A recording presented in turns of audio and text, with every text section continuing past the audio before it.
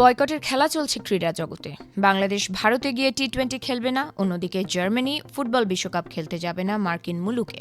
Format আলাদা হলেও এই বয়কট খেলার কারণ প্রায় একই। 2026 ফুটবল বিশ্বকাপ বয়কটের দাবি তুলেছেন জার্মান ফুটবল ফেডারেশন ডিএফবি এর একজন শীর্ষ কর্মকর্তা।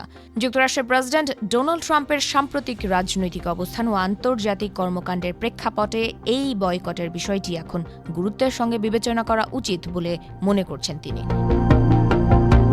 ডিএফবির নির্বাহী কমিটির সদস্য ও সহসভাপতি ওকে গটলিশ গত শুক্রবার জার্মান সংবাদ মাধ্যম হামবুর্গার মর্গান পোস্টকে দেয়া এক সাক্ষাৎকারে বলেন, 2026 বিশ্বকাপ বয়কটের প্রশ্নে আলোচনা শুরু করার সময় এসে গেছে। গটলিশ একই সঙ্গে বুন্দেসলিগার ক্লাব সেন্ট পাউলির সভাপতি হিসেবেও দায়িত্ব পালন করছেন। তার বক্তব্যের পেছনে মূল কারণ উঠে এসেছে যুক্তরাষ্ট্রের প্রেসিডেন্ট ডোনাল্ড ট্রাম্পের সাম্প্রতিক কিছু সিদ্ধান্ত ও মন্তব্য। বিশেষ করে গ্রিনল্যান্ড দখলের প্রস্তাব ইউরোপ জুড়ে নতুন করে উদ্বেগ তৈরি করেছে। গ্রিনল্যান্ড ডেনমার্কের একটি আধা স্বায়ত্তশাসিত অঞ্চল। ট্রাম্প এই দ্বীপটি যে কোনো কৌশলে দখল করতে চান। এই প্রস্তাবের বিরোধিতা করা ইউরোপের 8টি দেশের ওপর শুল্ক আরোপের হুমকিও দিয়েছেন ট্রাম্প। ইউরোপের কূটনৈতিক মহলে আশঙ্কা, এসব পদক্ষেপ যুক্তরাষ্ট্র ও তার মিত্রদের সম্পর্ককে এমন এক পর্যায়ে নিয়ে যেতে পারে যা ন্যাটো জোটকেও দুর্বল করে দিতে পারে।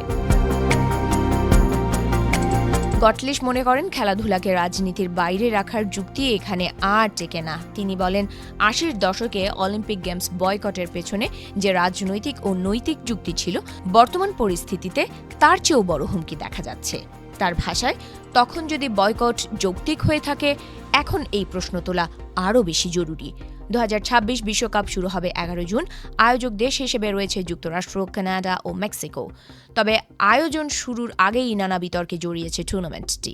বিশ্বকাপের টিকিটের দাম অস্বাভাবিক বেশি হওয়ায় সমর্থকদের মধ্যে অসন্তোষ তৈরি হয়েছে। পাশাপাশি ট্রাম্প প্রশাসনের আরোপ করা ভ্রমণ নিষেধাজ্ঞার কারণে কিছু দেশের সমর্থক ও নাগরিক যুক্তরাষ্ট্রে প্রবেশ করতে পারছেন না, যা বিশ্বকাপের অন্তর্ভুক্তিমূলক চরিত্র নিয়েও প্রশ্ন তুলেছে। গটলিশ বলেন, খেলাধুলার সংগঠন হিসেবে মূল্যবোধ রক্ষা করার বিষয়টি আমরা ধীরে ধীরে ভুলে যাচ্ছি। তার মতে, কোনো রাষ্ট্র যদি হুমকি দেয়, সীমা লঙ্ঘন করে কিংবা আগ্রাসী অবস্থান নেয়, তখন ক্রীড়া জগতের দায়িত্ব হল স্পষ্ট অবস্থান নেয়া। তিনি সরাসরি প্রশ্ন তুলেছেন, ডোনাল্ড ট্রাম্প কখন সেই সীমা অতিক্রম করেছেন এবং ডিএফবি সভাপতি বার্ন্ড নয়েনডর্ফ ও ফিফা সভাপতি জিয়ানি ইনফান্তিনো এই বিষয়ে কী অবস্থান নিচ্ছেন। তবে আন্তর্জাতিক সংবাদ সংস্থা অ্যাসোসিয়েটেড প্রেস জানিয়েছে, গটলিশের এই আহ্বান ডিএফবির শীর্ষ নেতৃত্ব ও ফিফার কাছ থেকে প্রতিরোধের মুখে পড়তে পারে। ফিফার সভাপতি ইনফান্তিনো এমনিতেই টিকিটের দাম ও আয়োজক দেশের নানা নীতিগত সিদ্ধান্ত নিয়ে সমালোচনার মুখে আছেন।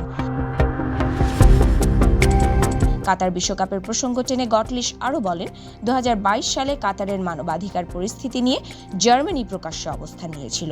তাহলে এখন কেন একই মানদণ্ড প্রযোজ্য হবে না, সেই প্রশ্নও তুলেছেন তিনি। তার ভাষায়, তখন কাতার সবার কাছেই রাজনৈতিক ছিল, আর এখন হঠাৎ করে সবকিছু অরাজনৈতিক হয়ে গেছে। এটা আমাকে গভীরভাবে বিরক্ত করে। বিশ্বকাপ বয়কট হলে জার্মান বা অন্যান্য দেশের খেলোয়াড়দের ক্ষতি হবে কিনা সে প্রশ্নেও গটলিশ স্পষ্ট।